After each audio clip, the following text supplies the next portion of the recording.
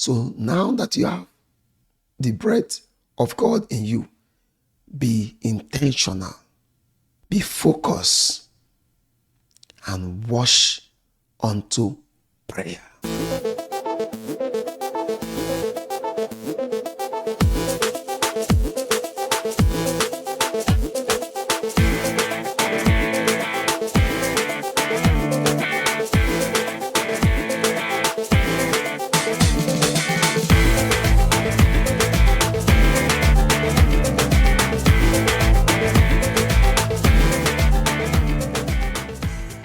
Good morning, good afternoon, good evening, good night. Wherever you're tuning into this channel, OneVerse, I want to welcome you to week 13 in the year 2025, the very last Monday in March. And of course, it's the last day of the month. And today we are having our verses review by 12 noon, Texas time. Please join us. And that's why this video is coming to you very early in the morning. So today we'll be looking at a very critical issue. I call it critical because Peter already told us that it's time for him to depart from this body. And so every advice that seems necessary for him to give to us, Peter did. And this is one of the advice. So 1 Peter chapter 4, verse 7. He said, but the end of all things is at hand. Be ye therefore sober and watch unto prayer. Can we bow our hearts in prayer? Father, we want to thank you, we want to exalt you. We give you all that glory. What a wonderful God you are. Thank you for this moment. I know you are going to bless your people.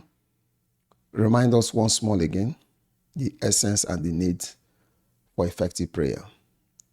Use my vessel as a volunteer. Whatever that is not meant for this video, Father, let it not come to my understanding. Take all the glory in Jesus' mighty name we pray. Amen. Amen. Brethren, I am of the opinion that when somebody shares an important issue, most especially towards their time of parting, because these men have labored and they have credit with God to the point they know when their work is done and when they're about leaving. And when such a person begins to give an advice, it's an advice that we should take to heart. So Peter said, the end of all things is at hand. I remember early in my Christian race when we go out for evangelism and some folks begin to say, oh, this is how they have been saying the hand is at hand, the head is at hand, my father has died, my grandfather has died, the hand has not taken up. But the point of reference right here is that, for me, I put it this way. If you want to say, because your father heard this message and died, the hand has not come, where is your father? To your father, his end has been perfected. We are talking about your life individually. It's not about the whole world. Yes, the age will come to an end. But for you, it's appointed unto a man once to die, and thereafter judgment. So right now that you are still living, this advice is coming to you.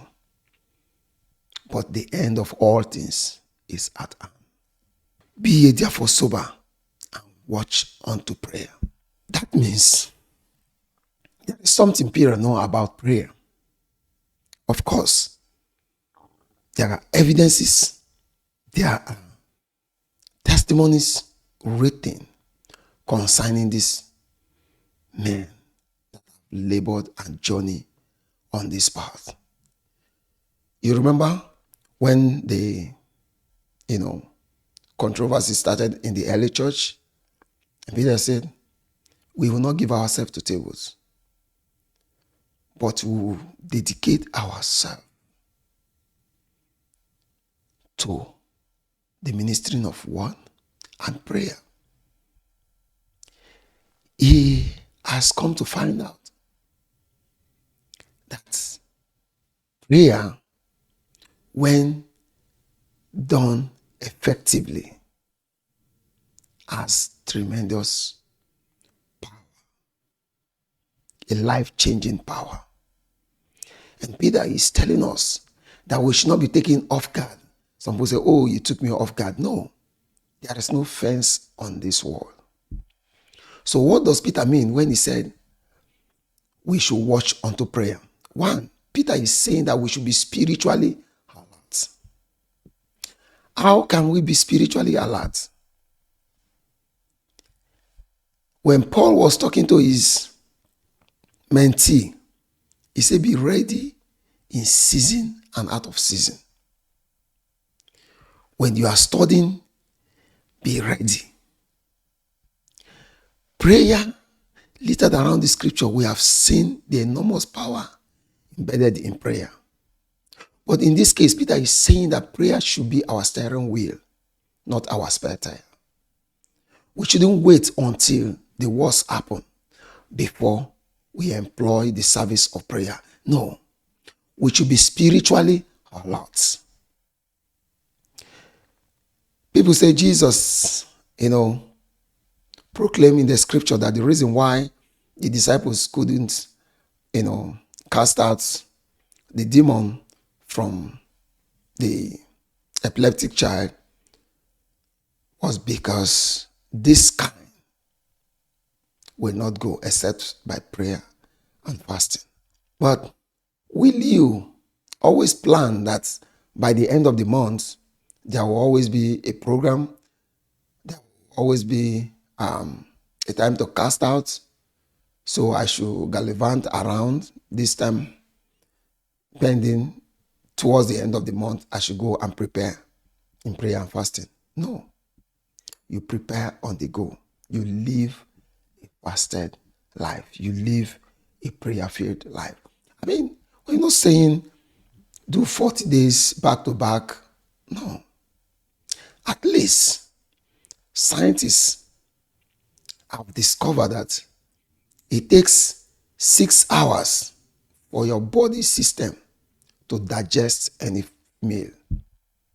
So if it takes 6 hours for your body system to digest any meal, will you always be eating and channel all your body system to be working on digestion of food than weighty matters like attending to the cells of the body or the system, getting some rest to be smart enough to, cognitively assimilate something? You see why fasting is not only for spiritual issues. Be ready in season and out of season.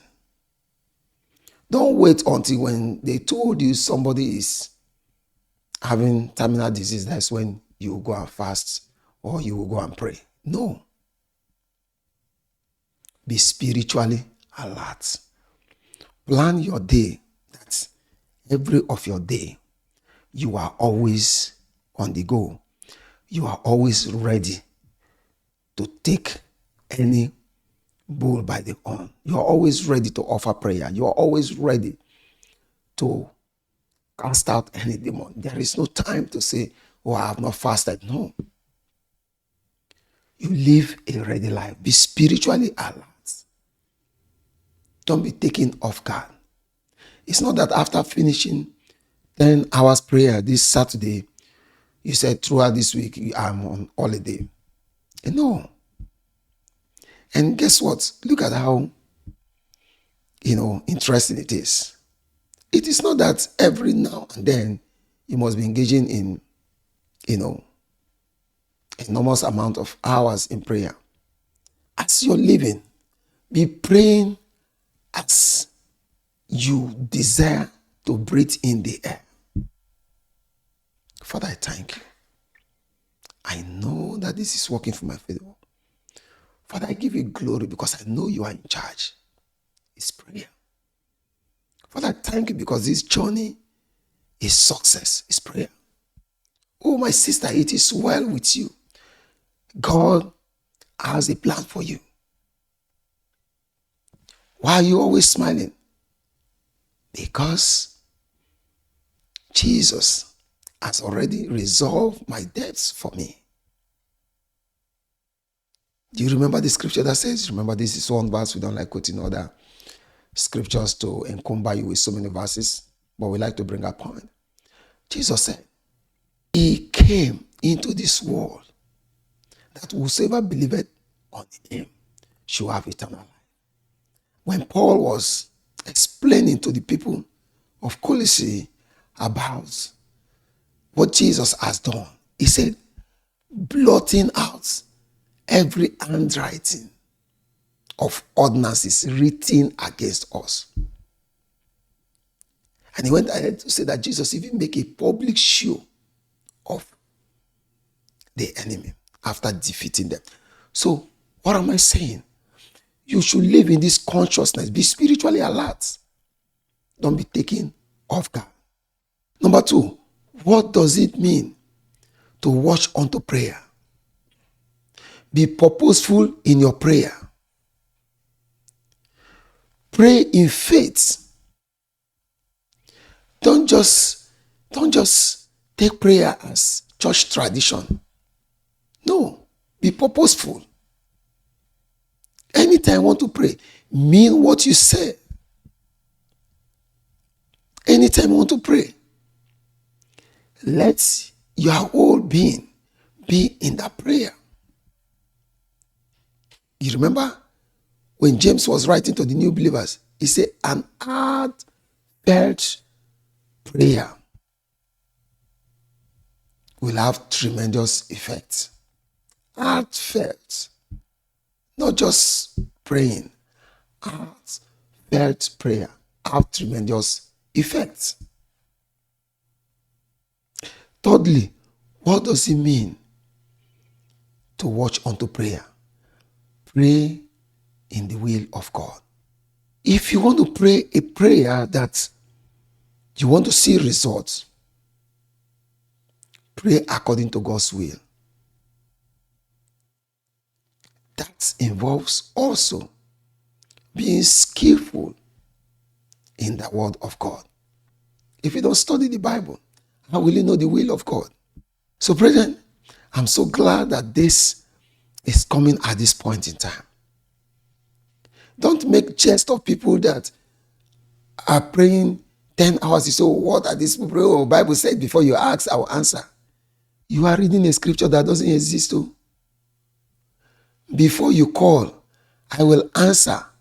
Jesus explained that to us. God will give us utterance to speak on that verse. You remember when Jesus was giving an example of, can you just go and knock your neighbor? Say, neighbor, my friend has come back from journey. Wake up and give me bread. The neighbor will tell you that he's in bed with his family.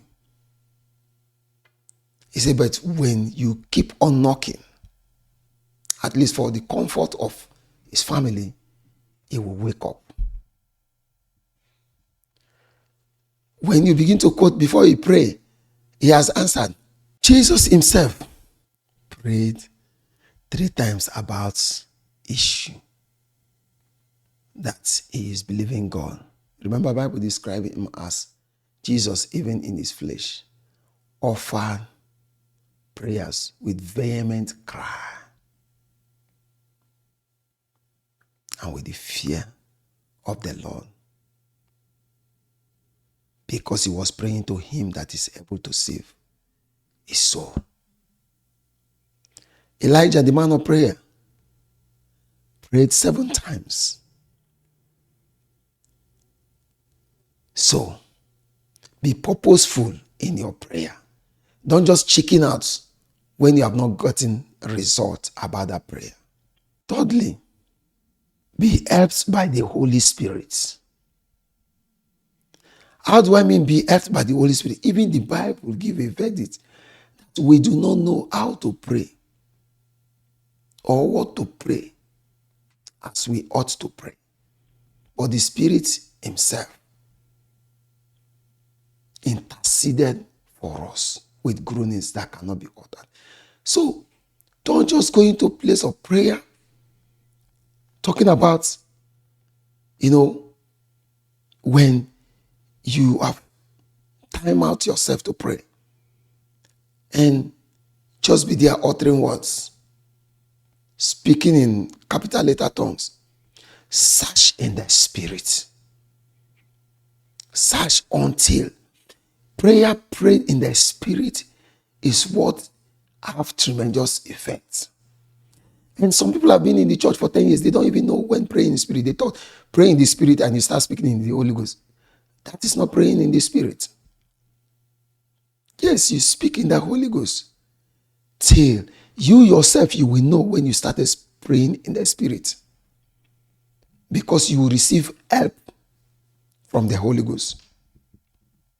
You can speak in tongues because something you have been doing over time, God has given you, knowledge about it. You can speak in tongues.